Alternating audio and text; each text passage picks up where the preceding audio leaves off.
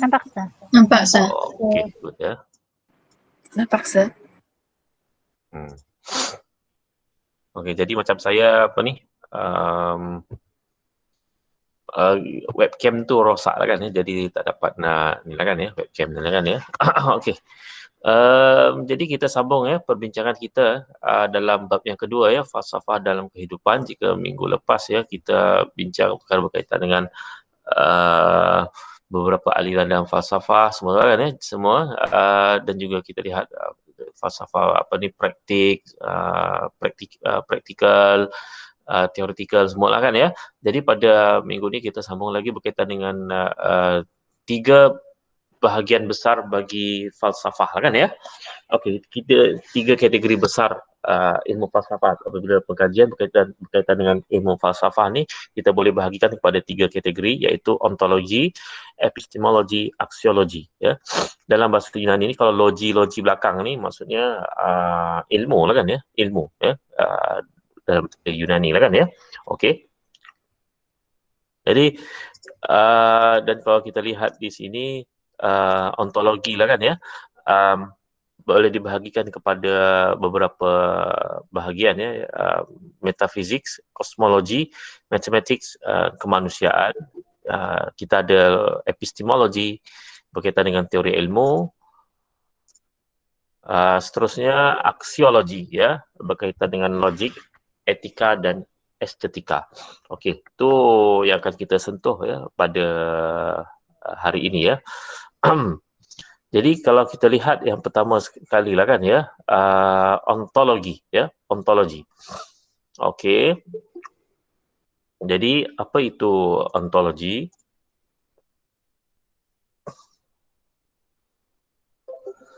Okey ya, jadi ontologi ataupun ilmu al-wujud ya, ataupun ilmu berkaitan dengan kewujudan ya, teori kewujudan, ilmu berkaitan tentang semua perkara yang wujud ya, mencakupi permasalahan yang pelbagai lah ya, jadi semua perkara lah, di maknanya ontologi ni perkara yang lebih umum ya, dia hampir semua perkara lah yang wujud lah kan ya. Okey, yang pertama sama ada dari sudut metafizik ya. Metafizik, kalau kita sebut metafizik ni dia lawan kepada fizik ya. Kalau fizik, kita tahu kalau terutamanya kalau yang belajar sains dulu lah kan ya. Jadi fizik ni biasa mengkaji perkara benda yang kita nampak lah kan ya. Velocity, apa tu, pecutan kereta, benda semua tu, maknanya benda yang kita nampak, apa tu, boleh dikira semua tu lah kan benda tu ya. Jadi fizik itu tu secara umumnya lah kalau fizik lah kan ya. Okey, kalau metafizik ni dia lawannya lah ya, iaitu perbahasan berkaitan dengan perkara yang kita tidak nampak lah, tak boleh nampak dengan mata kasar, biasanya berkaitan dengan perbahasan ketuhanan, dan juga perbahasan berkaitan dengan ialah akal, apa itu akal, roh, syurga neraka. Jadi itu termasuk dalam perbahasan metafizik ya. Okey. Perbahasan adakah Tuhan itu wujud? Kalau Tuhan itu wujud, apakah bukti kewujudan Tuhan? Contohnya lah kan ya. Okey. Adakah Tuhan itu satu atau esa ataupun Tuhan itu berbilang-bilang, contohnya lah kan ya. Jadi itu antara perbahasan dalam metafizik lah kan ya. Jadi manusia ni memang dari zaman awal lagi lah kan ya, cuba mencari Tuhan lah kan ya. Jadi kalau sudah pasti ia tidak dapat difikir dengan akal lah kan ya, sebab itu dia perlu kepada wahyu, perantara yang disampaikan kepada para nabi semualah ya. Tapi maknanya bila manusia cuba untuk mikir dari tanpa panduan wahyu tu tadi macam-macam lah ya, yang dia cuba untuk memahami perkara yang dia tidak nampak ni lah kan ya, dengan mungkin khayalan dia, dengan apa yang dia inspirasi yang semua tu lah kan ya. Okey. Jadi dia bercampur-campur lah dalam hal ni lah kan ya. Okey, jadi boleh membawa mungkin ada yang betul, ada yang salah semua dalam pemikiran tadilah ya, yang boleh membawa kepada contohnya tadi tu mungkin mempercayai perkara-perkara tahyul, benda semua tu lah kan ya. Jadi itu tadilah kan ya. Jadi kalau metafizik yang asas tadi itulah ya, berkaitan dengan falsafah ketuhanan ya, untuk mengenal Tuhan itu wujudnya bagaimana. Tapi itulah ya, perbahasan-perbahasan ini kadang-kadang setengah tu kadang kalau terlalu mendalam tu dia kadang agak membahayakan, yang maknanya ialah ya, bagaimana manusia itu ingin apa benda ni, memikirkan zat Tuhan lah kan ya. Jadi satu perkara yang tidak sampai manusia untuk memikirkannya lah kan ya.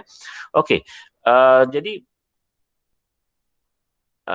sama jugalah macam saya sebut minggu lepas lah kan ya. Jadi memikirkan Allah itu, contohnya Allah itu wujud. Bagaimana wujudnya itu tanpa permulaan? Bagaimana boleh tanpa permulaan itu? Lah kan ya. Jadi sudah pasti benda-benda begini perkara yang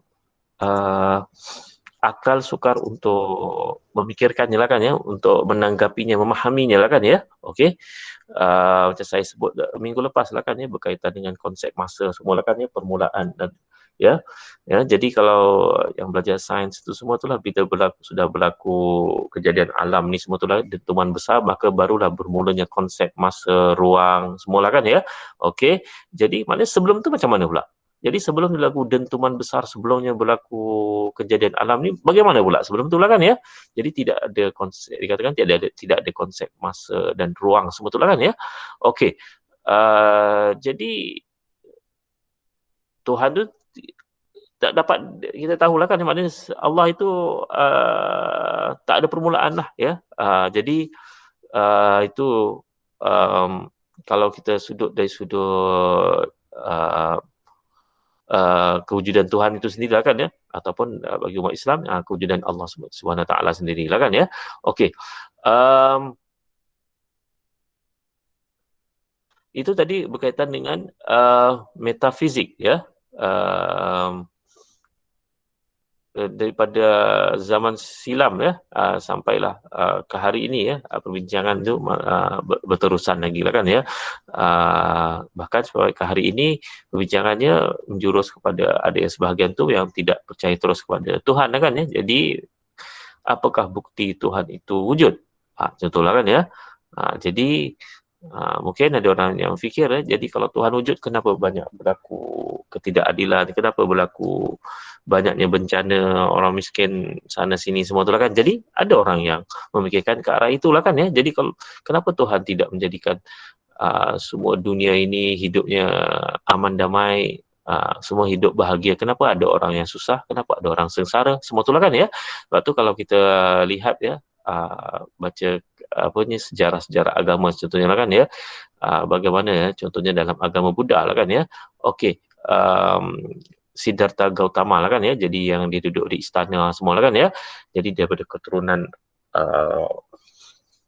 kesatria maknanya kasta yang tinggi lah kan ya. Okey, jadi hidup senang lenang lah kan ya. Tapi kemudian bila dia keluar daripada istana lah kan ya, jadi dia tengok ada orang susah, ada orang yang sakit, ada orang tua. Jadi seolah dia terjaga daripada mimpi atau fantasi dia selama ni yang merasakan bahawa manusia ni semuanya hidup bahagia, senang lenang semua tu lah kan ya. Jadi kenapa ada orang susah semua tu lah kan ya. Jadi sejak dari itu dia mula mengembara, bertapa, menjadi seorang pendeta untuk mencari jawapan persoalan-persoalan beginilah ya.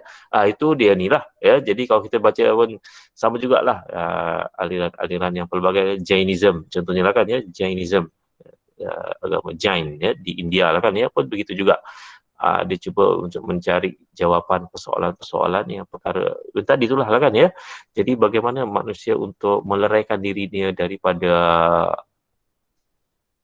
apa benda ni, penderitaan, daripada kemiskinan semua itulah kan ya. Jadi macam-macam lah ya. Jadi yang dia fikirkan caranya tadi, contohnya dalam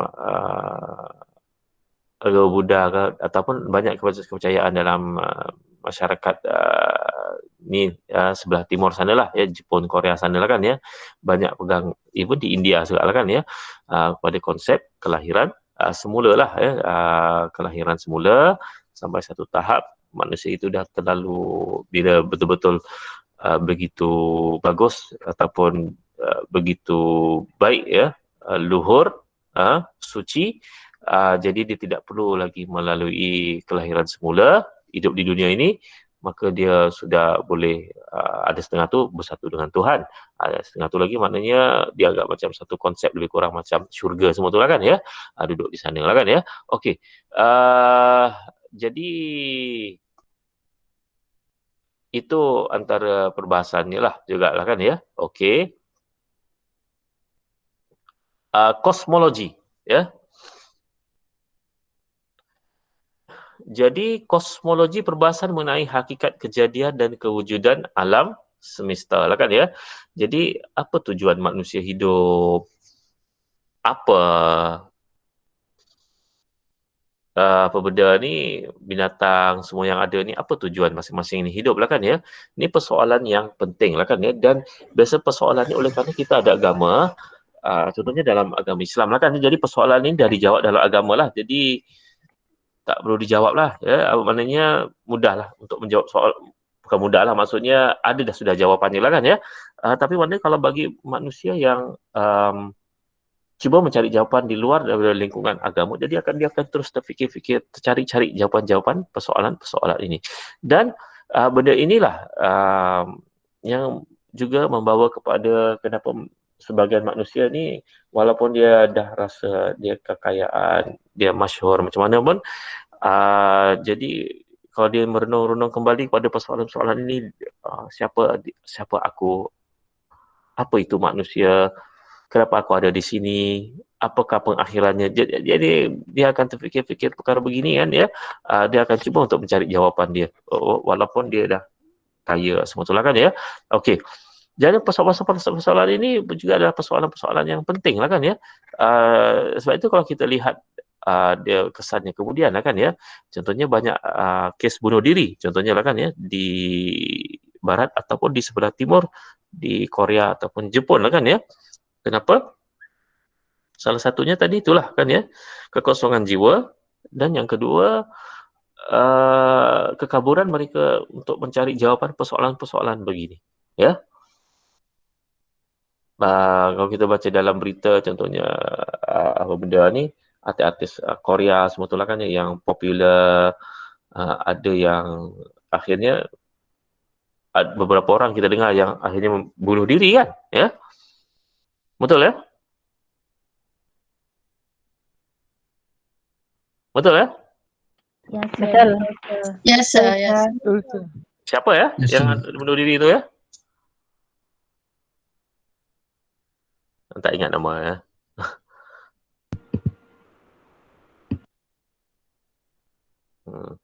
Nama-nama Korea ni apa benda ni susah sikit nak hafal. Macam lebih kurang sama je namanya ya, semua nama-namanya Kim apa semua kan ya. Okey.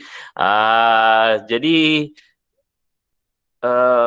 benda tu berlaku lah kan ya. Satu tadi itulah ya, walaupun ada kemasyhuran, ada kekayaan semua tu, ada something yang dia tak dapat jawab ya, apa yang mungkin bermain-main dalam fikiran dia yang dia tak dapat jawapan. Jadi akhirnya menimbulkan krisis dalam jiwa dia, dan akhirnya ada sebahagian tu tambah lagi dengan tekanan hidup semua tu lah kan ya, akhirnya sayangnya memilih untuk membunuh diri lah kan ya. Jadi itu yang berlaku ya. Okey. Matematik ya, bila aritmetik, algebra, trigonometri dan geometri ya. Dan ni pun sudah wujud sejak zaman dululah lah kan ya, bidang pengkajian dalam bidang matematik ya. Seterusnya ilmu kemanusiaan, iaitu kajian dalam bidang sosiologi dan juga sejarah, juga termasuk ini juga dianggap sebagai sebahagian daripada ilmu falsafah lah kan ya. Okey. Jadi sejarah kenapa berlaku ya, sejarah ni itulah falsafah sejarah. Apa itu sejarah lah kan ya. Okey. Kalau sejarah ni peristiwa yang berlaku, maknanya, tapi bila orang cuba menganalisis apa fakta peristiwa tu berlaku, jadi itu dah kenapa boleh berlaku, jadi itu juga boleh masuk dalam bidang ilmu falsafah lah kan ya. kalau kita kata contohnya lah kan ya, perjuangan um, apa ni, mereka yang melawan British dahulu lah kan ya.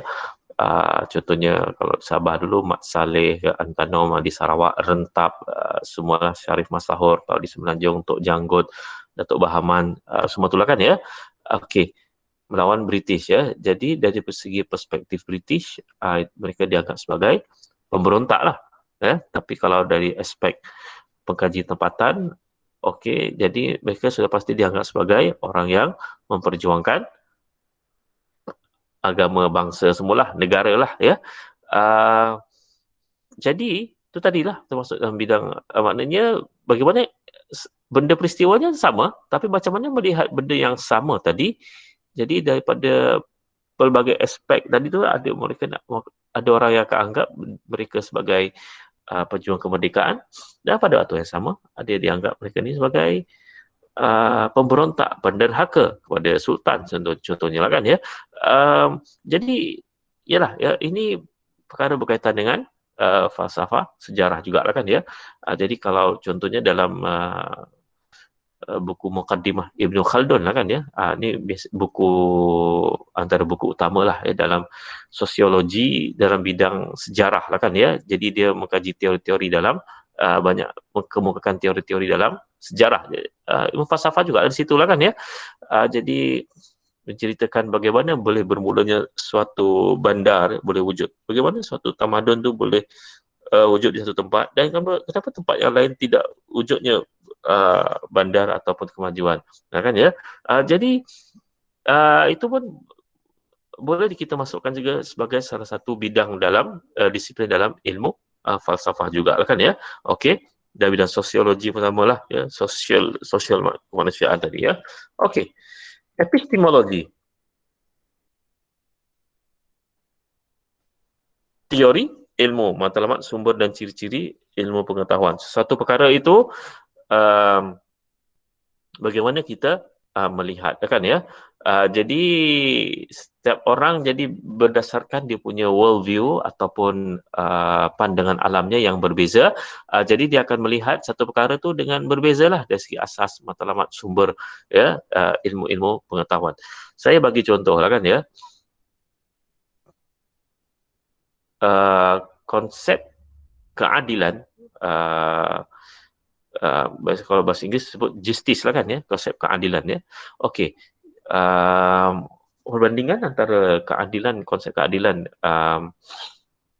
dalam Islam contohnya ataupun justice di Barat, walaupun dia terjemahannya hampir sama lah kan ya, maksud keadilan tadi lah kan ya, tapi dari segi pemahaman mereka pada keadilan tadi itu adalah terdapat beberapa perbezaan ya.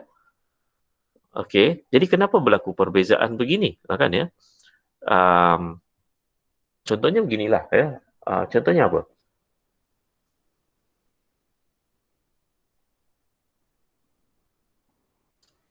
Contohlah ya, hak pewarisan harta lah. Jadi kalau hak pewarisan harta lah kan ya, pusaka faraid ya, undang-undang pusaka dalam Islam ya.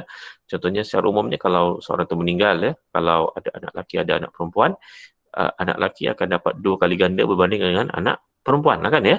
Okey. Jadi bagi Islam itu adil. Kan ya? Tapi sudah pasti benda yang sama itu tak dapat diterima lah ya. Maknanya dalam pemikiran Barat, jadi dianggap benda ini tidak adil lah kan ya, benda ini tidak adil ya. Bagaimana ini adalah satu perkara yang adil ya, patutnya kalau matilah kena sama rata, maknanya dua-dua itu adalah sama-sama anak pada si mati tadilah kan ya. Okey, jadi kenapa Islam anggap benda ini adil lah kan ya. Itu satu perkara lah kan ya. Perbincangan tersebut anda boleh tengok dalam lain lah kan ya. Okey. Jadi saya nak bagi tahu sini maknanya ada perbezaan dalam melihat adil. Kenapa berbeza dalam melihat keadilan itu sendiri lah kan ya? Kerana contohnya dalam Islam disebut adil itu dia ada unsur-unsur maknanya Allah suruh kita berlaku adil. Keadilan itu akan mendapat rahmat Allah Ta'ala, adanya pahala semua lah, lawan daripada kezaliman, semua itulah kan ya. Okey. Dan biasanya adil itu meletakkan satu sesuai dengan tempatnya lah kan ya. Tapi kalau kita lihat bila sebut konsep justice, di barat, dia tidak ada unsur, bila sebut justice, kita tak akan dapat rasa ada unsur ketuhanan ya, unsur pahala ke ni suruhan agama kata. Dia lebih, justice ni lebih kepada undang-undang ataupun dikata common sense masyarakat ya. Jadi ingin kepada keadilan. Jadi anda nampak ya, walaupun perkataan yang sama, tapi oleh kerana daripada masyarakat yang berbeza, jadi dia melihat satu perkara tu secara berbeza, lah kan ya, secara berbeza perkara-perkara begini lah kan ya, ataupun kita kat Malaysia sendirilah semua lah kan ya. Okey,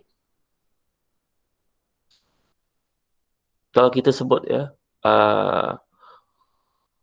hak keistimewaan Bumiputera ke Melayu ke UiTM hanya untuk Bumiputera saja kan? Okey, adakah itu satu yang adil? Tanya ni, adil kah? UiTM hanya Bumiputera saja?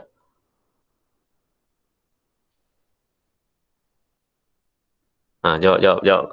Adil kah? Adil, sir. Adil ya? Ya, sir. Ada yang kata adil kan ya? Okey. Ada yang kata tak adil ya? Okey. Tapi mana mungkin ada yang rasa tak adil.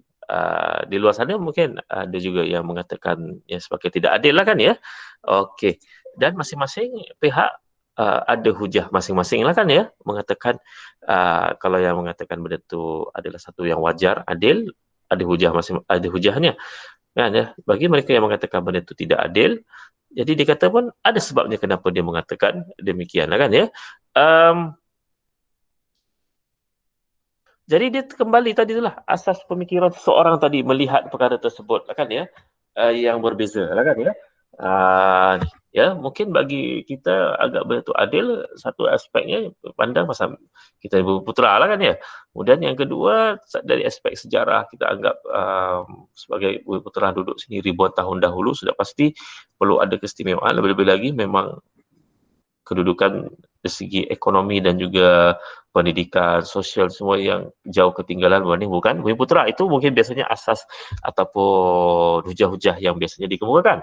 Bagi mereka yang menolak mengatakan bahawa polisi tersebut sebagai tidak adil, jadi mungkin mereka boleh berhujah mengatakan bahawa kenapa mereka kata tidak adil, kerana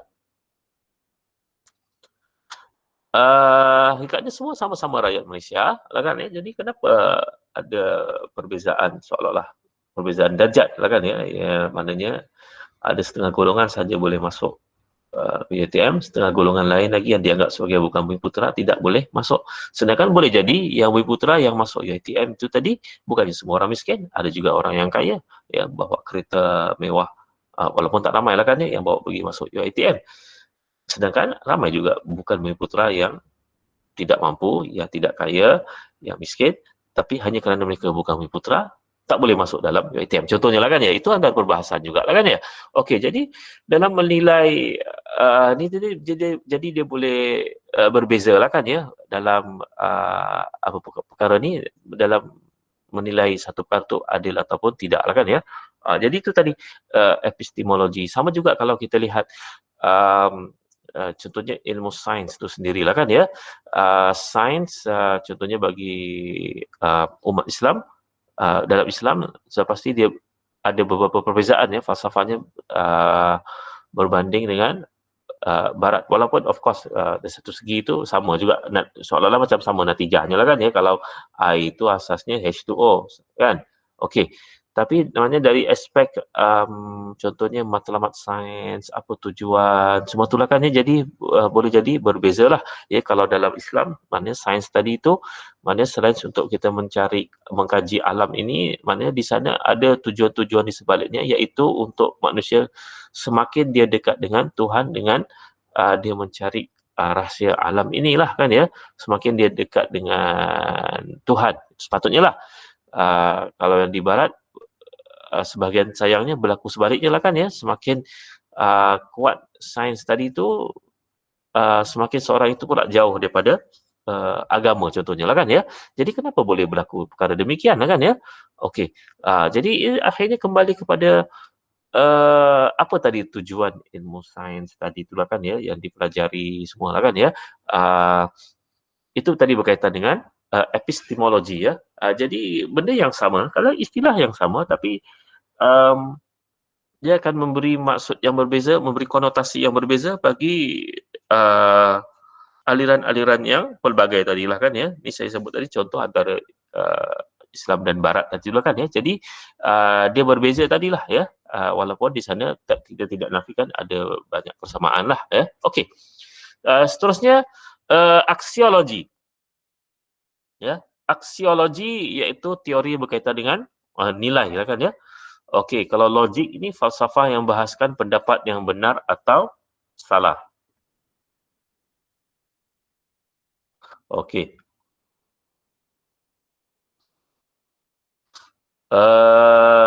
Contohnya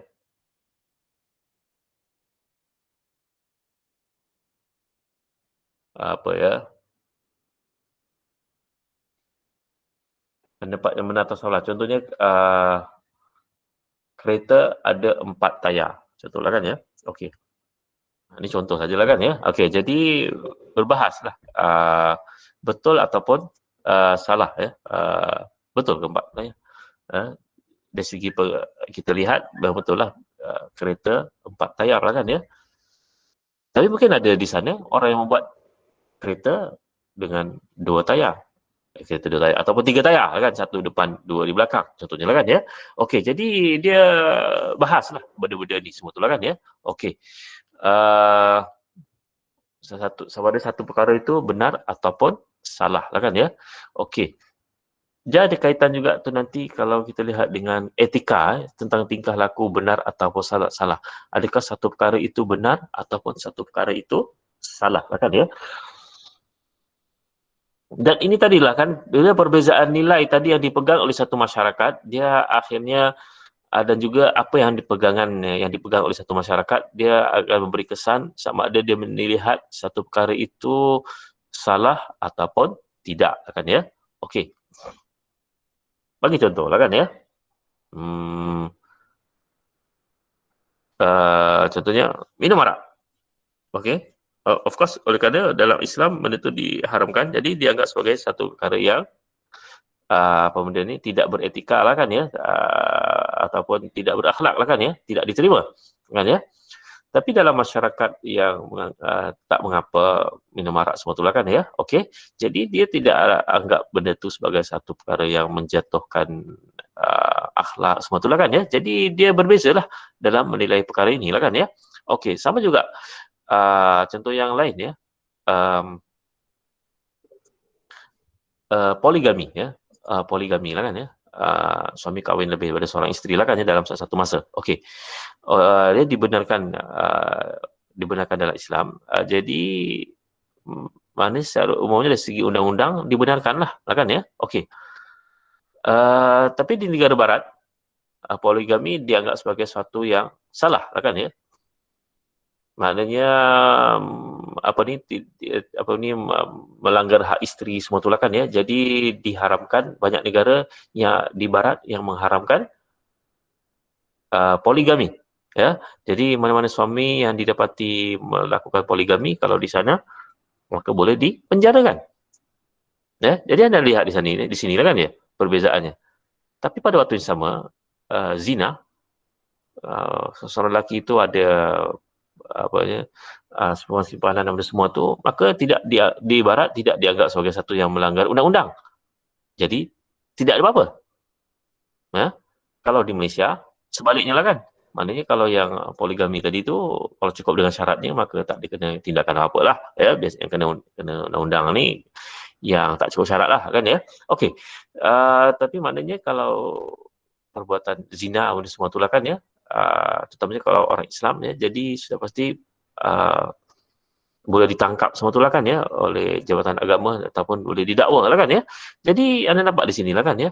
Jadi perbezaan dalam menilai satu perkara itu benar ataupun salah tadi itu walaupun untuk benda yang sama jadi boleh berbeza ya, kerana perbezaan kaum, bukan perbezaan kaum lah, perbezaan dari segi cara berfikir, perbezaan dalam world view mereka dan juga pegangan agama jugalah. Ini juga memberi pengaruh jugalah kan ya dalam menilai satu perkara itu benar ataupun salah. Walaupun kita tak nafikan di sana ada benda yang bersifat universal. Contohnya mencuri itu benda yang salah. Betul ya? Mencuri itu salah kan? Salah. Biasa. Maknanya semua kecuali mencuri hati lah ya. Itu lain ya. Jadi semua kaum ataupun semua agama dan semua pemikiran ideologi menganggap bahawa mencuri itu adalah satu perkara yang tidak patutlah, haram, yang tidak bermoral, semua itulah kan ya. Ya ada benda yang bersifat universal beginilah ya, yang tidak diterima lah kan ya. Okey. Itu kalau kita lihat dari sudut etika tadilah kan ya, perbahasan satu itu benar ataupun salah, boleh ataupun tidak lah kan ya. Dan juga dia ada kaitan nanti tu berkaitan dengan isu kebebasan individu. Ni kita nanti tengok lagi lah kan ya, nilai yang dipegang dalam satu masyarakat. Bila kebebasan individu bertembung dengan kebebasan komuniti masyarakat, mana yang perlu diutamakan ya. Okey. Contohnya kalau seorang itu memilih untuk jadi transgender lah kan ya. Okey. Ada yang dah lari kat Malaysia tu kan ya, nak ditangkap tak jumpa-jumpa lagi lah kan ya. Okey, tak sebut nama lah kan ya. Okey. Founder produk apa benda semua tu lah kan ya. Jadi dah banyak kes semua tu lah kan ya. Jadi lalas nak ditangkap, entah pergi lari ke mana lah kan ya. Tak jumpa. Okey. Jadi kalau transgender jadi dianggap sebagai suatu kesalahan lah kan ya. Jadi sebab tu akan cuba didakwa lah kan ya. Okey. Tapi dalam banyak keadaan,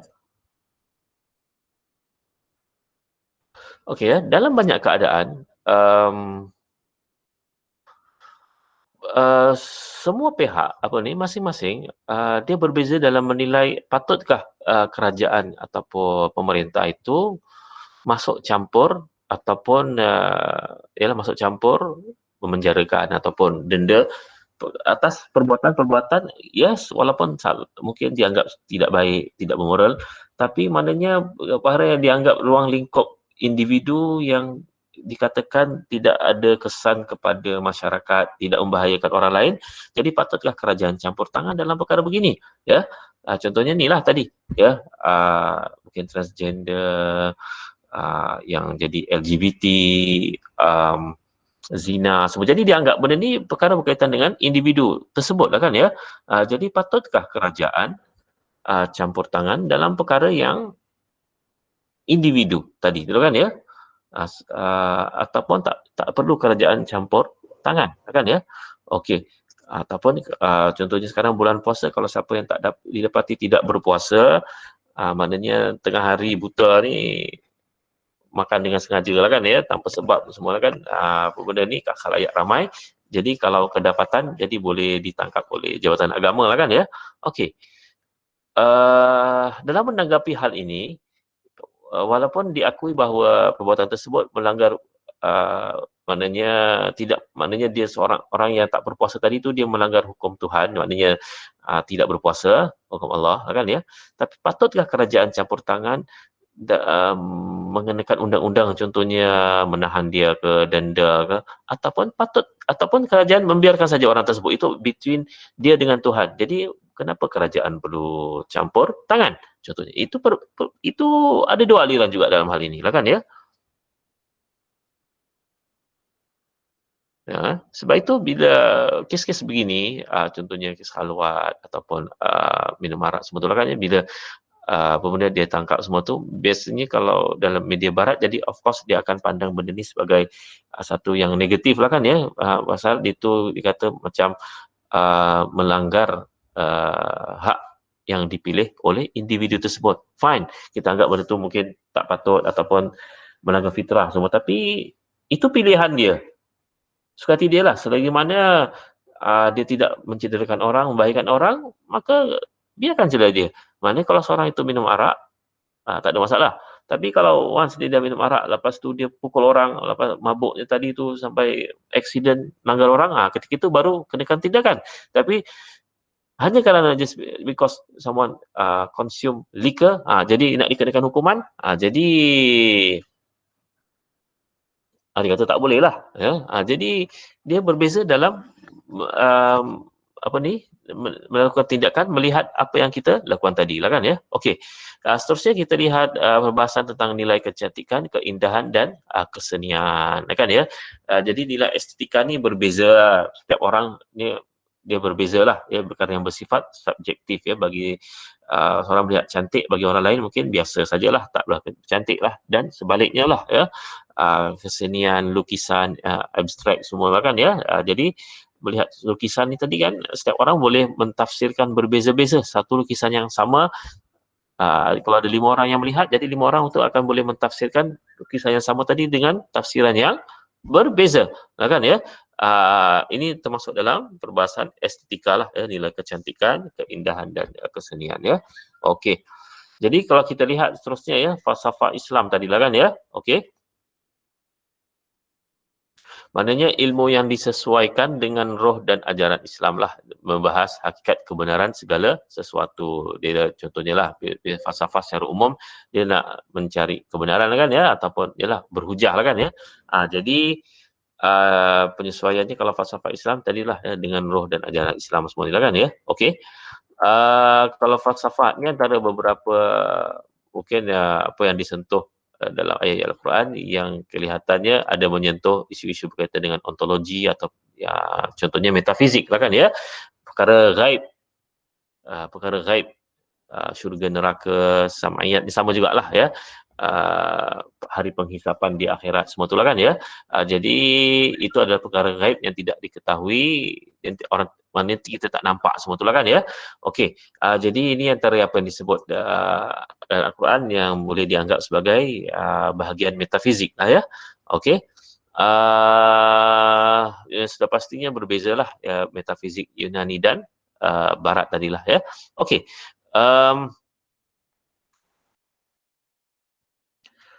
Sama jugalah ya. Ini juga antara ayat-ayat Al-Quran yang berkaitan dengan inilah ketuhanan tadi tu lah kan ya. Okey. Kosmologi yang hakikat kejadian makhluk ciptaan Tuhan tadi lah kan ya.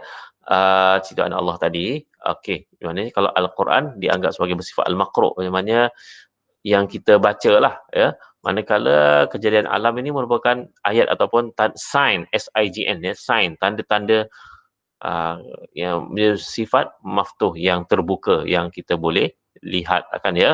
Syahadah, mana yang kita boleh lihat akan ya. Alam syahadah ni mana yang kita boleh lihat akan ya. Okey, jadi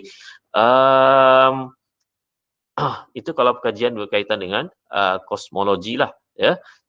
Dia ada kaitan nanti dan sains tabi'i, astronomi semualah ya.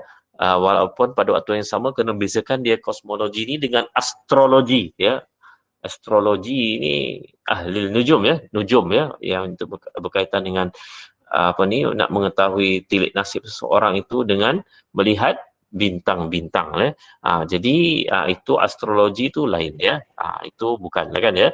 Ataupun horoskop ya. Horoskop iaitu mengkaji ataupun menilik nasib seseorang itu tuah ataupun tidak tu tengok pada bulan kelahiran atau apa semua itulah kan ya, Sagittarius benda semua lah kan ya. Jadi itu juga horoskop yang lain lah kan ya. Jadi kosmologi adalah berkaitan dengan melihat apa benda ni dalam pelbagai bidang ilmu sains ini. Kadang dia kaji ataupun fikir benda yang mungkin belum wujud lagi semua. Contohnya perbincangan kalau kita kata manusia itu adalah makhluk Tuhan yang paling spesial kan ya.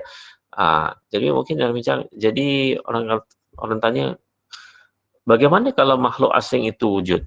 Contohnya kan ya. Alien itu wujud.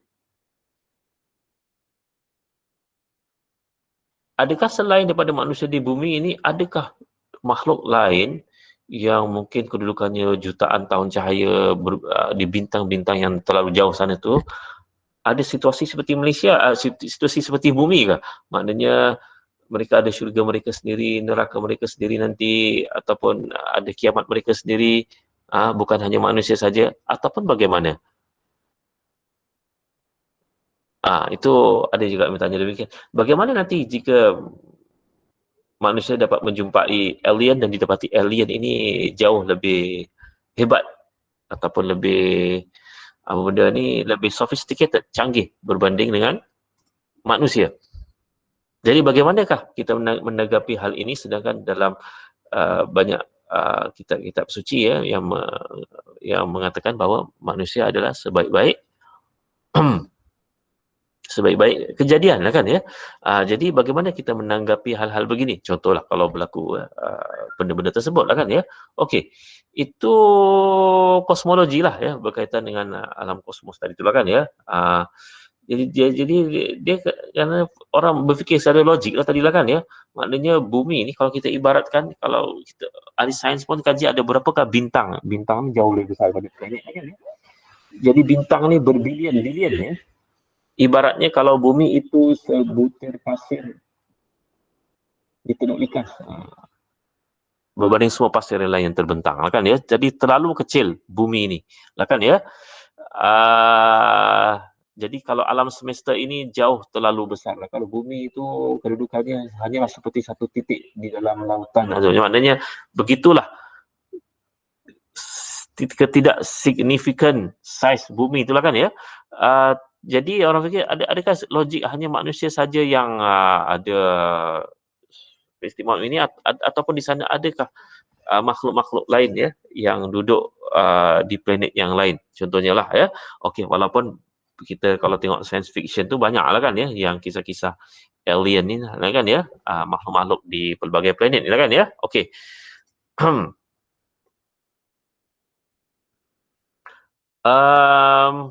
Ini pun sama jugalah kan ya, penciptaan langit dan bumi semula kan ya. Aksiologi yang berkaitan dengan nilai ataupun etika tadi itulah kan ya. Okey. Ayat Al-Quran yang berkaitan dengan akhlak semualah ya. Okey, seterusnya ilmu logik lah kan ya. Logik dalam aksiologi ni lah kan ya. Logik ni ataupun biasanya dalam mantik lah dalam bahasa Arab dikenali sebagai ilmu mantik lah kan ya. Memang ilmu mantik Islam banyak terpengaruh ya dengan terutamanya daripada Yunani lah ya, Greek ini lah kan ya. Ya tokoh seperti Plato, Socrates semua lah kan ya, Aristotle semua lah kan ya. Yang masuk dalam tamadun Islam lah kan ya. Okey, yang mana ilmu logik tadi ni ataupun mantik tadi ni apa dia punya kegunaannya tadi tu? Membimbing akal rasional kita lah, fakulti akal kita, fakulti ni juzuk lah bahagian-bahagian kita ni untuk mencari kesimpulan yang betul dan melindungi akal daripada kesalahan dalam berfikir kan ya. Jadi kerana logik tadi tu memberi kita susunan cara untuk membuat penghujahan kan ya.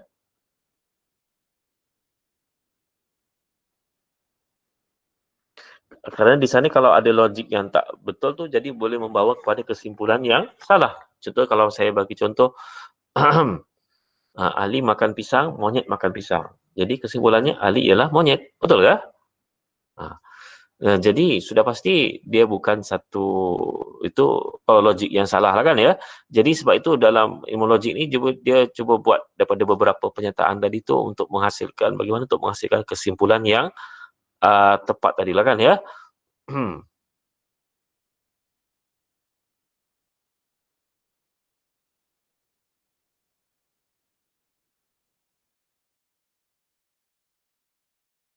Okey.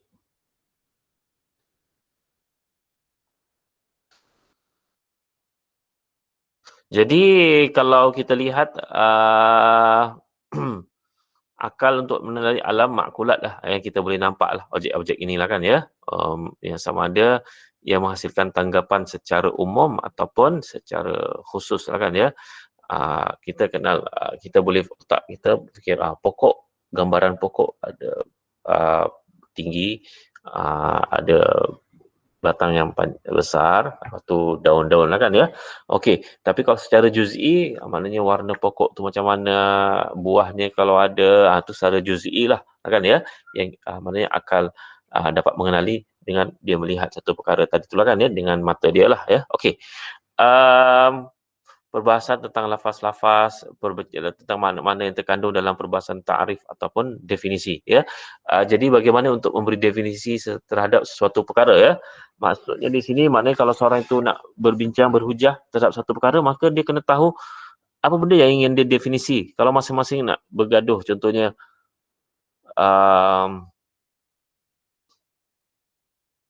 apa benda ni, adakah contohnya chimpanzee ataupun mammals ni sebagai benda manusia ataupun tidak, sebetulnya kan ya. Jadi dia akhirnya ataupun sebelum itulah kita belajar apa benda ni, biologi Homo erectus, Homo apa lagi tu yang Neanderthal semua tu lah kan ya, yang dianggap sebagai keluarga manusia tu lah kan ya. Jadi adakah mereka manusia ataupun tidak? Jadi itulah perbahasan ta'arif tadi, definisi. Adakah golongan-golongan yang dianggap macam manusia tadi ini dari segi rupanya tadi ni, ya, Neanderthal, Homo erectus, Homo habilis, semua itulah kan ya, antara spesies-spesies dianggap spesies manusia tadi tu, adakah mereka termasuk sebagai manusia yang kita kenal pada hari ini ataupun tidak? Kan? Jadi masuk jadi kalau nak tahu masuk atau tidak, jadi kena kita definisikan dulu apa itu manusia. Baru kita dapat tentukan adakah yang tadi-tadi itu masuk ke dalam manusia ataupun tidak. Sama juga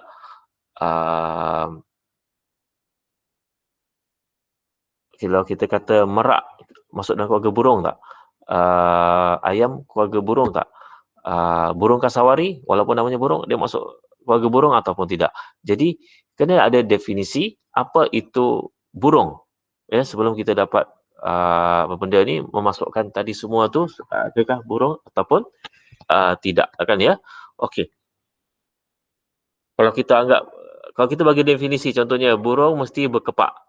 Jadi kalau burung ada kepak, jadi burung kasawari pun ada kepak, merak pun ada kepak, yang lain pun ada kepak.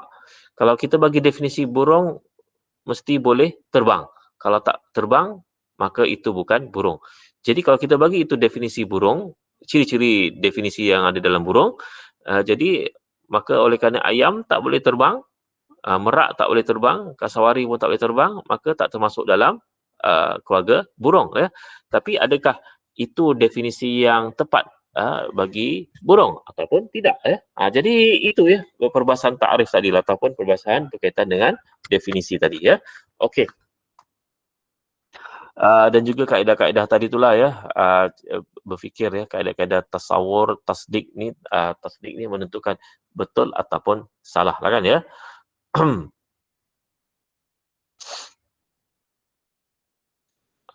Kalau tasawur ni contohnya kalau kita nampak awan,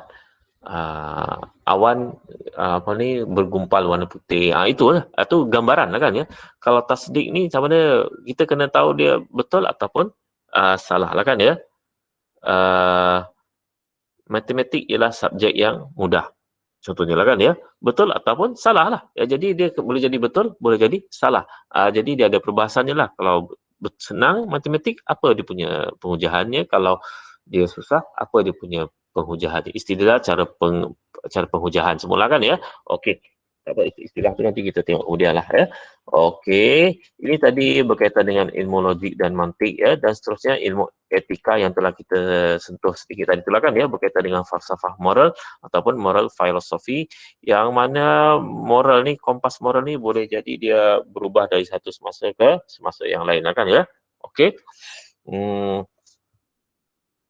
Dan contohnya berkaitan dengan estetika. Ini pun kita telah sentuh tadi lah ya. Falsafah seni, nilai estetika.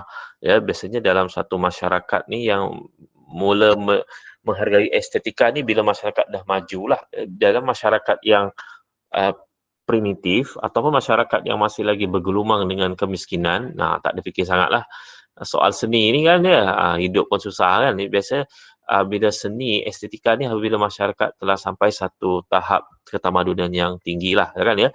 Sebab itu kalau contohnya kalau yang betul-betul seni, contohnya ni lah dunia ni lah kan ya, contohnya sudut fashion. Biasa kalau fashion ni orang akan ingat fashion di Itali ataupun Perancis lah yang buat pertunjukan fashion pasal sana lah kan ya yang banyak buat ya.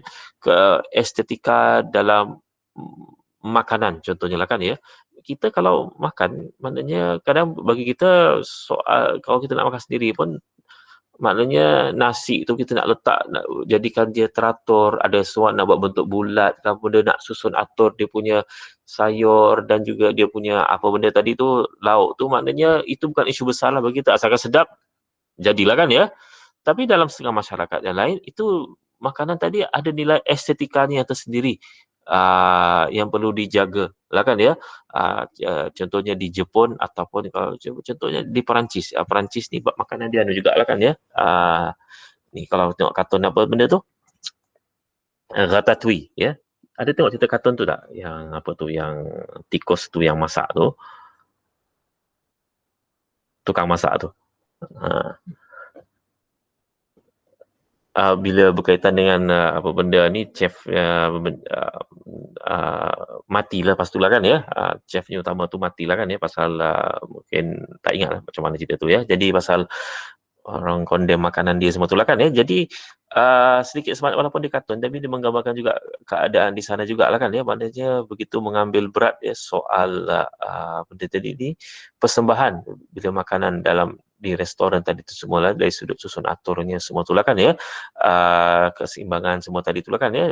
Walaupun dia kata alah makan nanti habis juga masuk dalam perut juga kan, jadi apa pentingnya luaran tadi, aspek luaran tadi lah. Tapi itu tadilah bagi masyarakat yang dia menganggap nilai estetika tu semua tu penting, jadi dia anggap penting lah ya. Bagaimana kalau di Jepun ya, contohnya ya, dia boleh jual honeydew melon ya, melon dengan harga yang sebiji, kalau kita sebiji ni berapa ringgit, tak sampai RM10 lah biasanya. Kalau sana boleh sampai ada yang jenisnya tu sampai beribu-ribu ringgit sebiji ya. Bukanlah pasal rasanya tu beribu-ribu kali ganda lebih sedap lah kan ya, mungkin lebih sedap sikit lah kan ya. Tapi bagaimana boleh jadi mahal begitu? Salah satu sebabnya ialah buah tadi tu dijaga sungguh, luarnya tadi ya, dia punya buah melonnya tadi tu dari satu semasa ke semasa akan diusap-usap dengan kain khas, lepas tu dibaluti semua tu lah kan ya, di tanahnya, bajanya, airnya betul-betul disukat ya semuanya lah kan ya, untuk menghasilkan buah yang amat berkualiti. Oleh sebab itu dalam satu pokok takkan lebih daripada beberapa biji saja, tak boleh banyak pasal tak mampu nak jaga banyak-banyak kan ya. Jadi akhirnya ada nilai estetika dalam perkara tersebut. Akhirnya bila ada nilai estetika dan akhirnya benda ni dia menghasilkan harga yang banyak, jadi mereka menghargai semua benda ni, jadi mereka dibayar dengan sanggup membayar dengan harga yang mahal lah untuk buah tadi lah. Kalau kat Malaysia ni makin payah lah. Apa ni semuanya nak beli buah ni sampai harga beribu lah kan ya. Jadi kan ya, jadi berbeza lah kan ya dalam kita punya penilaian estetika tadi tu lah kan ya. Macam di sana dah peringkat lain semua tu lah kan ya. Jadi dia menilai satu perkara tu lebih tinggi lagi lah kan ya. Okey. Okey, ini ada apa-apa pertanyaan kah?